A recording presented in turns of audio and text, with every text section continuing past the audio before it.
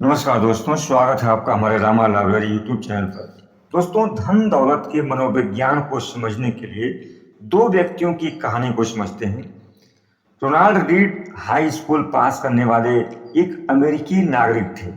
जो लोग Ronald read को जानते थे उनका कहना था कि उनके जीवन के बारे में बताने योग्य कुछ नहीं था। उनका जीवन इतना सामान्य था जितना किसी का भी हो सकता है। रोनाल्ड रीड ने 25 वर्षों की उम्र तक एक गैस स्टेशन में कारों की मरम्मत का काम किया और 17 वर्षों तक जेसी पैने में फर्श पर झाड़ू लगाई और 38 वर्ष की आयु में उन्होंने $12,000 में एक 2 बेडरूम वाला घर खरीदा और अपना पूरा जीवन वहीं बिताया।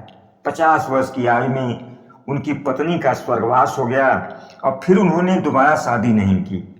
उनके एक मित्र का कहना था कि उनका खास शौक ईंधन की लकड़ी काटना था। वर्ष 2014 में 92 वर्ष की आयु में रोनाल्ड रीड का निधन हो गया।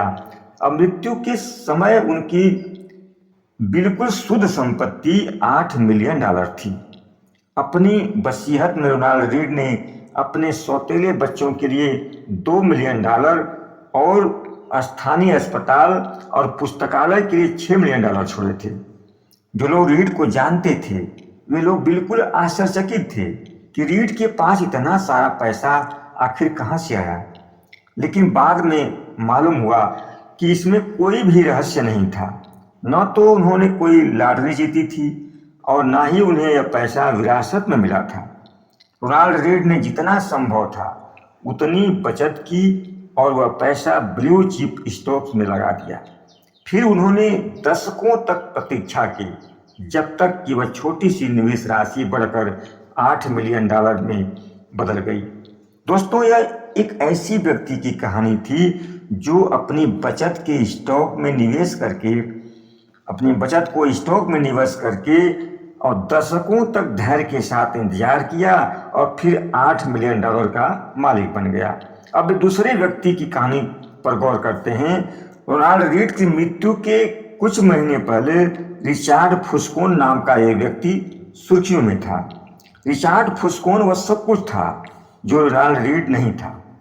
फुस्कोन हार्वर्ड यूनिवर्सिटी से पढ़ा, MBA की डिग्री भी उसके पास थी और उसने व्यवसाय में इतनी बेहतर सफलता हासिल की कि लगभग 40 वर्ष की उम्र में ही रिटायर होकर एक जनहितैषी बन गया। क्रेन्स बिजनेस मैगजीन ने उसे सफल कारोबारियों की सूची में शामिल किया था। सन 2000 के पहले दशक के बीच फुस्कोन ने ग्रीनविच में एक 18,000 वर्ग फुट के घर का विस्तार करने के लिए बहुत सारा ऋण लिया। इस घर में 11 गुसलखाने, 2 एलिवेटर, 2 स्विमिंग पूल और 7 गैराज थे। इस घर के रखरखाव का मासिक खर्चा $90,000 से अधिक था। फिर वर्ष 2008 में वित्तीय संकट आया, सभी लोगों का आर्थिक नुकसान हुआ और फुस्कोन पूरी तरह दिवालिया हो गया। उसने न्यायाधीश को बताया कि मेरी कोई आमदनी नहीं है और उसका घर कब्जा कर लिया गया। उसे इंश्योरेंस कंपनी द्वारा अनुमानित लागत से 75% कम की राशि में नीलाम कर दिया गया। ये दोनों कहानियां आपको क्या सिखाती हैं? रोनाल्ड रीड धैर्यवान थे और रिचार्ड फुस्कोन लालची। बस इतना ही काफी था दोनों के बीच के शिक्षा और अनुभव के विशाल अंतर को ग्रस्त करने के लिए।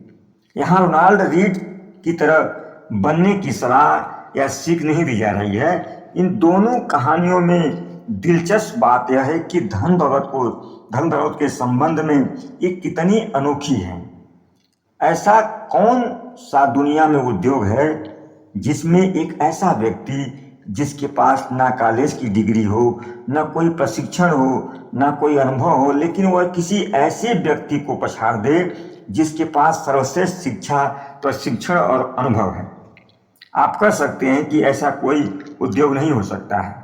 ऐसी एक कहानी की कल्पना कीजिए जहां रोनाल्ड रीड जैसा कोई व्यक्ति किसी सर्वश्रेष्ठ प्रशिक्षित वास्तुकार से भी बेहतर गगनचुंबी इमारतें बना सके। ऐसी कभी कोई कहानी शायद नहीं होगी जहां कोई साधारण व्यक्ति जाने माने परमाणु इंजीनियरों को मात दे सके। लेकिन निवेश के क्षेत्र में ऐसी कहानियां होती हैं। रोनाल्ड रीड और रिचार्ड फुस्कोन के बारे में दो स्पष्टीकरण हैं। पहला, वित्तीय परिणाम भाग्य द्वारा संचालित होते हैं और इसका बुद्धिमत्ता और प्रयास से कोई संबंध नहीं होता। यह कुछ हद तक सच है। और दूसरा, वित्तीय सफलता कोई कठिन विज्ञान नहीं है, यह एक व्यवहारिक कौशल है जहां आप किस प्रकार व्यवहार करते हैं यह अधिक महत्वपूर्ण है, बजाय इसके कि आप क्या जानते हैं। और इस व्यवहारिक कौशल को ही धन संपत्ति का मनोविज्ञान कहा जाता है। यह व्यवहारिक कौशल काफी अगोचर है।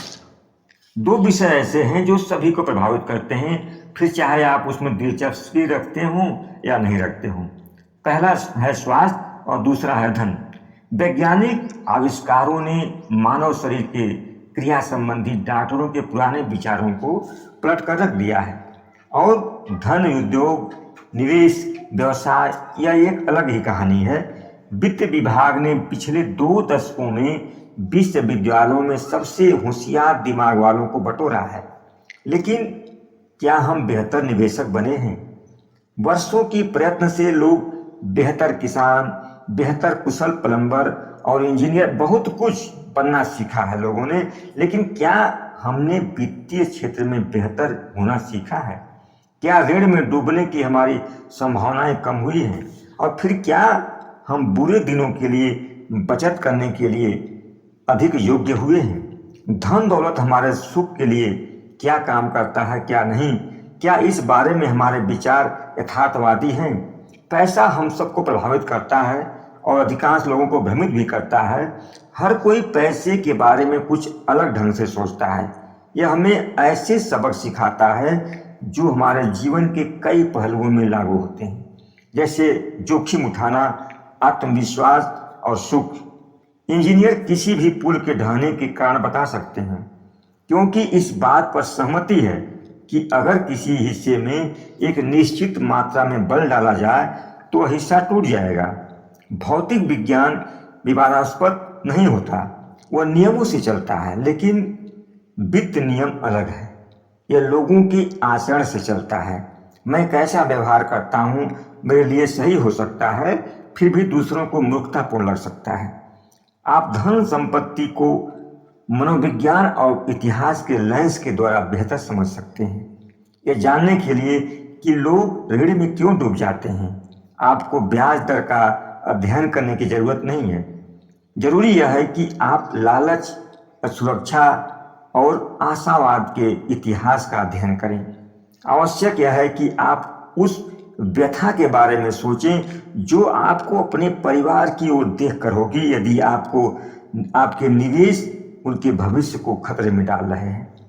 वोल्टेयर का एक कहना है कि इतिहास कभी खुद को नहीं दोहराता, मनुष्य हमेशा दोहराता है। पैसे को लेकर हमारा आचरण कैसा है, इस बात पर यह बहुत अच्छी तरह लागू होता है। मुझे उम्मीद है रोनाल्ड रीड और रिचार्ड फुस्कोन दोनों व्यक्तियों की कहानी से धन संपत्ति मनोविज्ञान को समझने में